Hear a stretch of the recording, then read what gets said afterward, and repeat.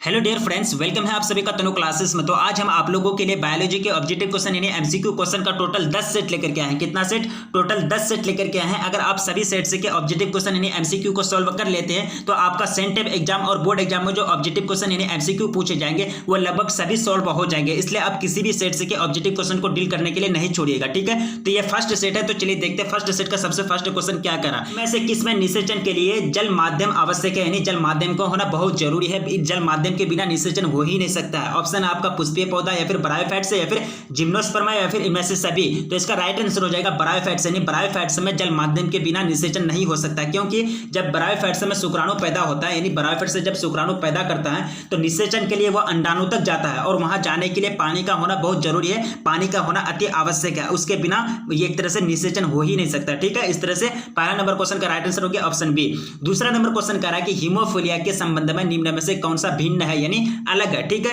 Option आपका x संलग्न प्रभावी डिसऑर्डर या फिर ब्लीडर्स डिजीज या फिर क्रिस क्रॉस वंशागति या फिर एक्स संलग्न अप्रभावी डिसऑर्डर। इसका जो राइट आंसर हो जाएगा एक्स संलग्न प्रभावी डिसऑर्डर। ये जो है बिल्कुल भिन्न है किसके संबंध में? हीमोफीलिया के संबंध में, ठीक है। इस तरह से दूसरा नंबर क्वेश्चन का राइट आंसर हो गया ऑप्शन ए। आगे बढ़ेंगे तीसरा नंबर क्वेश्चन की ओर। सारे क्वेश्चन से यूनिक क्वेश्चन है और शॉर्ट क्वेश्चन है, ठीक है। इसलिए सभी क्वेश्चन को कवर करने की कोशिश कीजिएगा, ठीक है। तो कम समय में ज्यादा क्वेश्चन को कवर करने की कोशिश करता हूं। क्वेश्चन है कि मीनामाटा यानी मिनीमाटा बीमारी किसके कारण होता है? SO2 या फिर H2S या फिर मरकरी या फिर सीसा।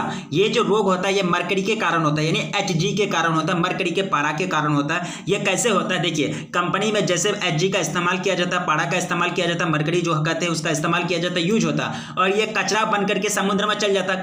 कंपनी में जो कचरा फेंके जाते हैं समुद्र में, और ये समुद्र में जब जाता है तो पारा भी उसके कचरा के साथ साथ Hg ये जो पारा है वो भी चल जाता है। तो वहां जाने के बाद मछली इसको निगल लेते हैं या फिर मछली के अंदर ये पारा एंट्री हो जाता है, मछली के अंदर चला जाता है और वो मछली को क्या कहते हैं? इंसान खाता है, और इंसान में क्या हो जाता है? ये रोग हो जाता है। कौन सा रोग? मिनामाटा रोग हो जाता है। इस तरह से राइट आंसर क्या हो गया तीसरा नंबर क्वेश्चन का ऑप्शन सी। आगे बढ़ेंगे चौथा नंबर क्वेश्चन की ओर। क्वेश्चन कह रहा है कि इनमें से कौन ज्यादा दूध देने वाली गाय की प्रजाति है? डॉर्सेट या फिर हॉल्स्टेन या फिर पश्मीना या फिर नेलोर। इसका राइट आंसर हो जाएगा हॉल्स्टेन। यानी हॉल्स्टेन जो है प्रजाति, गाय की प्रजाति सबसे ज्यादा दूध का उत्पादन करती है, यानी सबसे ज्यादा दूध देती है, ठीक है। इस तरह से राइट आंसर हो गया ऑप्शन बी। हॉल्स्टेन जो है ये मूल जनजाति है, मूल रूप है, मूल से रूप। ये जो प्रजाति है मूल प्रजाति हॉलैंड की है। हॉल्स्टेन कहाँ की प्रजाति है? मूल प्रजाति गाय की जो प्रजाति है वो कहाँ की है? हॉलैंड की है, ठीक है। इस तरह से आगे बढ़ते पांचों नंबर काफी शॉर्ट क्वेश्चन है, सिंपल क्वेश्चन है। क्वेश्चन करा कि द्विखंडन किसमें पाया जाता है? अमीबा में, पैरामीशियम में, जलकुंभी में, अमीबा और पैरामीशियम में, दोनों में। तो इस तरह से राइट आंसर क्या हो गया? अमीबा और पैरामीशियम दोनों में पाए जाते हैं क्या?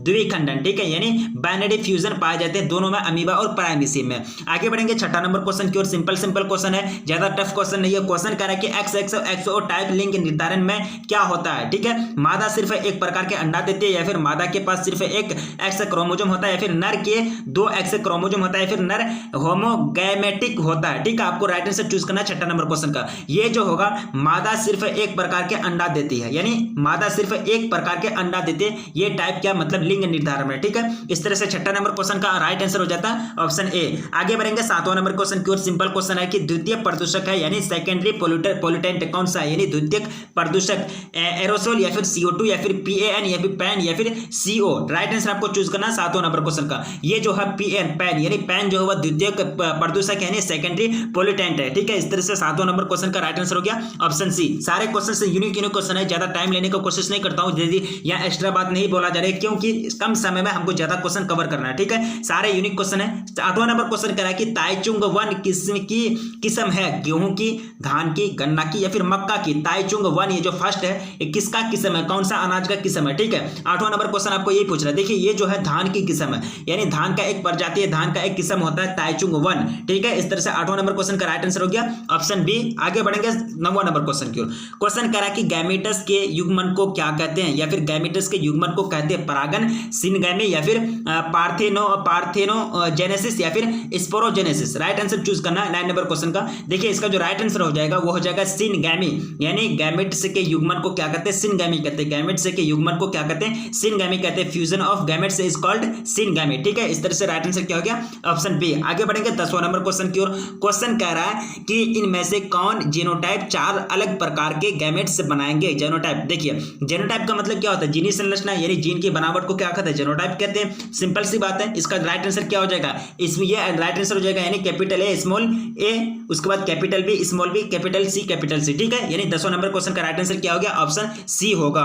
आगे बढ़ेंगे, 14वां नंबर क्वेश्चन कह रहा है कि पारिस्थितिकी तंत्र, पारिस्थितिक तंत्र या फिर इकोस्टिक या फिर इकोसिस्टम, इसको क्या कहते हैं, इकोसिस्टम शब्द का प्रयोग सर्वप्रथम किसने किया था, ऑडम ने या फिर टेंसले ने या फिर वार्मिंग ने या फिर गार्डनर ने। 11वां नंबर क्वेश्चन का राइट आंसर हो जाएगा वो टेंसले ने, यानी टेंसले साहब ने जो है पारिस्थितिक तंत्र यानी इकोसिस्टम का शब्द जो है इसका सबसे सर्वप्रथम सबसे पहले इस्तेमाल किया था, प्रयोग किया था। ठीक है, 11वां नंबर क्वेश्चन का राइट आंसर हो गया टेंसले। आगे बढ़ेंगे 13वां नंबर क्वेश्चन की ओर, सॉरी 12वां नंबर क्वेश्चन की ओर। क्वेश्चन कह रहा है कि अलैंगिक जनन द्वारा हजारों पौधों को उत्तक संवर्धन की कौन सी विधि से बनाया जाता है, सूक्ष्म जनन या फिर सोमेटिक संकरण या फिर सोमेटिक भ्रूण उद्भव या फिर एंथर संवर्धन। 12वां नंबर क्वेश्चन का राइट आंसर चूज करना, ये जो है राइट आंसर हो जाएगा सूक्ष्म प्रजनन, यानी सूक्ष्म प्रजनन के द्वारा अलैंगिक जनन द्वारा हजारों पौधों को उत्तक संवर्धन की कौन सी विधि से बनाया जाता है, तो क्या कौन सा विधि हो जाएगा, सूक्ष्म प्रजनन यानी माइक्रो प्रोपेगेशन, यानी माइक्रो प्रोपेगेशन हो जाएगा इसका राइट आंसर, यानी सूक्ष्म प्रजनन 12 नंबर क्वेश्चन का। आगे बढ़ेंगे, क्वेश्चन कह रहा है सिंपल क्वेश्चन है, ये क्वेश्चन शायद कवर भी किया गया है। ये क्वेश्चन कह रहा है कि इनमें से किसे बंगाल का आतंक कहा जाता है, terror of Bengal, which of the following is called terror of Bengal, या फिर बराय फिल्म या फिर जलकुंभी या फिर अवेग या फिर केला। तो इसका जो राइट आंसर हो जाएगा जलकुंभी, यानी जलकुंभी को क्या कहा जाता है, टेरर ऑफ बंगाल के नाम से जाना जाता है, यानी बंगाल का आतंक कहा जाता है जलकुंभी को। ठीक है, ये यहाँ की नहीं है, ये जलकुंभी बाहर से आती है, जैसे कि बाहर का पानी में देखते रहे, जलकुंभी किसको कहता है, बाहर का पानी में वो सब जो चलता है वो सब फूल के जैसा एकदम एक जगह से एक ही जगह बहुत सारे फूल जो चलता है ऊपर में पानी का लेयर में ऊपर का जो तैरते रहता है उसी को क्या कहते हैं, जलकुंभी कहते हैं। ठीक है, इस तरह से 13वां नंबर क्वेश्चन का राइट आंसर क्या हो गया, ऑप्शन बी यानी जलकुंभी। आगे बढ़ेंगे, क्वेश्चन कह रहा है कि होलोड्रिक जीन उपस्थित होते हैं एक्स क्रोमोसोम में या फिर वाई क्रोमोसोम में या फिर सेक्स क्रोमोसोम और ऑटोसोम में या फिर ऑटोसोम में। राइट आंसर आपको चूज करना है 13वां नंबर क्वेश्चन का, ये जो राइट आंसर हो जाएगा वाई क्रोमोसोम, यानी होलोड्रिक जीन उपस्थित किसमें रहते हैं, वाई क्रोमोसोम में रहते हैं, किसमें उपस्थित रहते हैं, प्रेजेंट रहते हैं, वाई क्रोमोसोम में प्रेजेंट रहते हैं, होलोड्रिक जीन उपस्थित रहते हैं। आगे बढ़ेंगे 15वां नंबर क्वेश्चन की ओर। क्वेश्चन सिंपल क्वेश्चन है, क्वेश्चन कह रहा है कि अम्ल वर्षा का कारण है, कौन सा कारण है भाई, 15वां नंबर क्वेश्चन अम्ल वर्षा हम लोग बचपन से ही पढ़े हैं, 8 क्लास से भी पढ़े हैं। ठीक है, SO2 SO3 या फिर SO2 CO2 HCO या फिर CO या फिर CONH3 या फिर SO2 NH3। राइट आंसर हो जाएगा SO2 SO3 जो है अम्ल वर्षा का कारण है, यानी SO2 SO3 के कारण अम्ल वर्षा कहलाती है। वर्षा से पहले से होता ही है, लेकिन उसमें अगर SO2 और SO3 अगर मिल जाए तो वो क्या कहलाएंगे, अम्ल वर्षा कहलाएंगे, यानी एसिड रेन कहलाएंगे। ठीक है, 15वां नंबर क्वेश्चन मेरा कवर हो गया। आगे बढ़ेंगे 16वां नंबर क्वेश्चन की ओर। क्वेश्चन कह रहा है कि कृत्रिम वीर्य सेपन का उपयोग नहीं किया जा सकता है, घोड़े में, ऊंट में या फिर मछली में या फिर बकरी में। तो राइट आंसर क्या हो जाएगा, मछली में जो होता है ना कृत्रिम वीर्य सेपन का यूज नहीं किया जा सकता है, बाकी घोड़ा ऊंट बकरी ये सब में किया जा सकता है, ये सब जानवर में किया जा सकता है। मछली में किसी भी एक तरह से कृत्रिम वीर्य द्वारा सेपन नहीं किया जाता है, उसमें एक इंजेक्शन लगाया जाता है। ठीक है, उसमें इंजेक्शन लगा करके उसमें एक तरह से कृत्रिम फर्टिलाइजेशन किया जाता है, उसमें उत्पादन किया जाता है, मछली का उत्पादन किया जाता है। ठीक है, 16वां नंबर क्वेश्चन का राइट आंसर क्या हो गया, ऑप्शन सी। आगे बढ़ेंगे, क्वेश्चन कह रहा है कि प्लाज्मोडियम की संक्रमण अवस्था है, प्लाज्मोडियम की संक्रमण अवस्था क्या है, स्पोरोजोइट से या फिर ट्रोफोजोइट या फिर क्रिप्टोजोइट या फिर मेटाक्रिप्टोजोइट। राइट आंसर चूज करना 17 नंबर क्वेश्चन का। इसका जो राइट आंसर हो जाएगा 17 नंबर क्वेश्चन का वो हो जाएगा स्पोरोजोइट से, यानी प्लाज्मोडियम की संक्रमण की पहली अवस्था क्या है, स्पोरोजोइट से है। 17 नंबर क्वेश्चन मेरा कवर हो गया। सारे क्वेश्चन से यूनिक क्वेश्चन है, देखिए फटाफट क्वेश्चन हम कवर कर रहे हैं, फटाफट 1 सेकंड भी टाइम नहीं ले रहे। ठीक है, हमको पता है कि आगे आपका बोर्ड एग्जाम है और सेंटअप एग्जाम भी है। ठीक है, इसलिए एक क्वेश्चन में कम से कम एक क्वेश्चन के अंदर हम ज्यादा से ज्यादा 10 सेकंड या फिर 15 सेकंड लेते हैं, ज्यादा से ज्यादा 10 सेकंड या फिर 15 सेकंड। ठीक है, इसलिए आगे वाला क्वेश्चन कह रहा है कि डायबिटीज का कारण है, किसके कारण डायबिटीज होता है भाई, सोडियम आयन की कमी के कारण या फिर सोडियम आयोडीन की कमी के कारण या फिर एंजाइम की कमी के कारण या फिर हार्मोन की कमी के कारण। 18 नंबर क्वेश्चन का राइट आंसर क्या हो जाएगा, जैसे कि हम लोग को पता है कि जो डायबिटीज होता है वो इंसुलिन की कमी के कारण होता है, इंसुलिन की कमी के कारण डायबिटीज होता है, यानी मधुमेह होता है, और इंसुलिन क्या है, एक प्रकार का हार्मोन है। तो राइट आंसर क्या हो जाएगा, यानी हार्मोन की कमी के कारण क्या होता है, डायबिटीज का रोग होता है। आगे बढ़ेंगे 19वां नंबर क्वेश्चन की ओर। क्वेश्चन कह रहा है कि डेयरी फॉर्म का उपलब्ध होता है, यानी डेयरी फॉर्म में उपलब्ध होता है दूध, मक्खन, पनीर सभी। राइट आंसर चूज करना, डेयरी फॉर्म में सभी चीज पाए जाते हैं, सभी चीज दूध, मक्खन, पनीर ये सभी चीज पाए जाते हैं। कहां पाए जाते हैं, डेयरी फॉर्म में पाए जाते हैं, उपलब्ध रहते हैं। आगे बढ़ेंगे 20वां नंबर क्वेश्चन की ओर। क्वेश्चन कह रहा है कि टी सेल्स उत्तरदायी है, यानी टी सेल्स, टी कोशिका जो है उत्तरदायी है, किसके लिए उत्तरदायी है भाई, हार्मोनल प्रतिरक्षा प्रतिक्रिया हेतु या फिर सेल मेडिएटेड प्रतिक्रिया हेतु या फिर एंटीबॉडी निर्माण हेतु या फिर हेपेरिन बनाने हेतु। हेपेरिन का काम होता है कि जो हेपरिन जो होता है ना, इसका अगर अगर इंजेक्शन जैसे कि इंजेक्शन लगाया जाता है, ठीक है, इंजेक्शन अगर वो इंजेक्शन जैसे लगाते हैं, अगर नस में नहीं पड़ा यानी भेन में अगर इंजेक्शन नहीं पड़ा, वो अगर कहीं चले गया तो वहाँ फूल जाता है, ठीक है।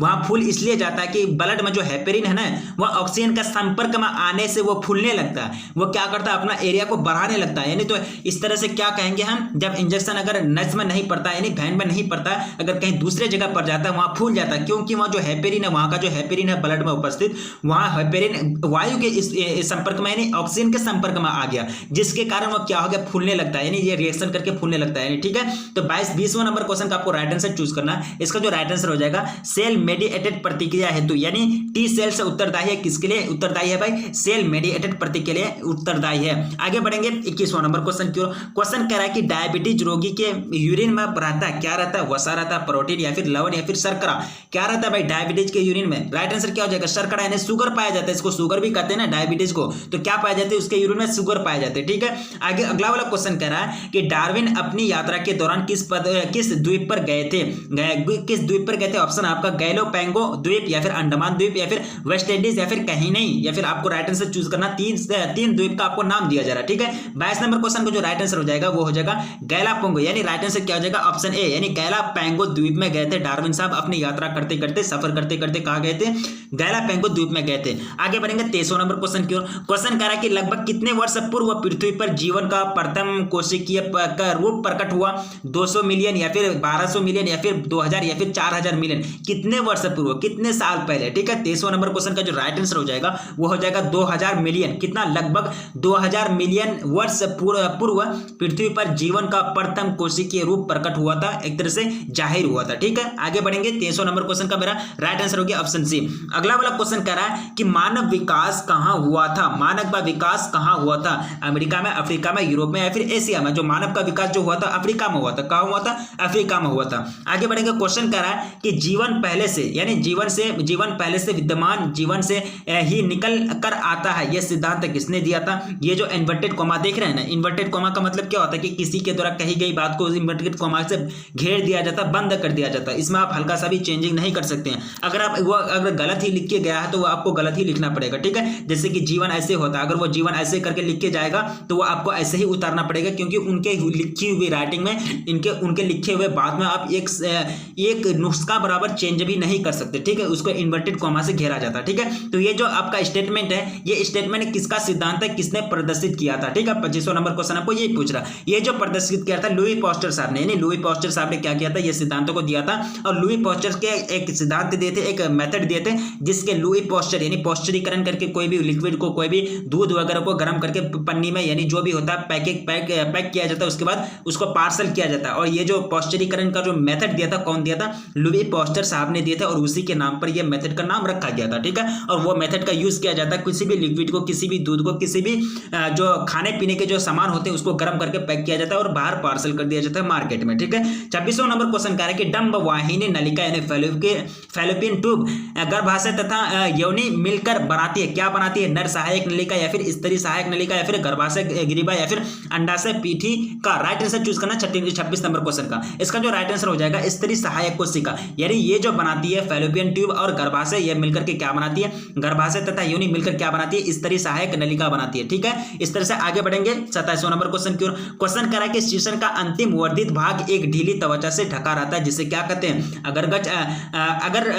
अग्रज छद या फिर अधिवृष्ण या फिर ग्लांस पेनिस या फिर वृष्ण जलिकाएं। 27 नंबर क्वेश्चन का राइट आंसर चूज करना। देखिए इसका जो राइट आंसर हो जाएगा वो हो जाएगा अग्रगच्छित, क्या कहते हैं इसको, अग्र यानी फोर स्किन कहते हैं, ठीक है। अगला वाला भाग को आगे करेंगे। क्वेश्चन कह रहा है कि WHO का फुल फॉर्म क्या होता है, पूर्ण रूप क्या होता है, what is the full form of WHO, नहीं फुल फॉर्म ऑफ WHO का पूछा जा रहा है। तो वर्ल्ड हेल्थ ऑर्गेनाइजेशन क्या होता है, WHO का फुल फॉर्म यहाँ आपको किताब में पूछा जा रहा है। अगर आपको कहीं अगर कोई ऑफिस का नाम है WHO, ठीक है, तो यहाँ अगर वहाँ ऑफिस का हर एक चीज का अलग अलग होता है। अगर आप कोई किसी के नाम को अगर शॉर्ट कर देंगे, अगर वहाँ शॉर्ट फॉर्म आ गया WHO, ठीक है, तो वहाँ कहेंगे किसी का नाम नहीं लेना, लेकिन आपको पूछा जा रहा है जो किताब में पढ़े वही देना है, ठीक है। इसी तरह से आपको बताना है कि WHO का जो फुल फॉर्म होता है वो क्या होता है, वर्ल्ड हेल्थ ऑर्गेनाइजेशन, यानी ऑप्शन बी राइट आंसर होता है। टोटल कितना क्वेश्चन कवर किए, 28 क्वेश्चन कवर किए। उम्मीद करता हूँ सारे क्वेश्चन इंपॉर्टेंट है, आप लोग को समझ में आ गया होगा, ठीक है। अगर आप लोग को कहीं डाउट नजर आ रहा तो प्लीज कमेंट कीजिएगा। सारे के सारे क्वेश्चन यूनिक क्वेश्चन है। ये कौन सा सेट था भाई? बायोलॉजी का पहला सेट था। इसी तरह से हम पहला सेट कवर कर लिए, दूसरा सेट, तीसरा सेट, इसी तरह से 10 सेट तक कवर करेंगे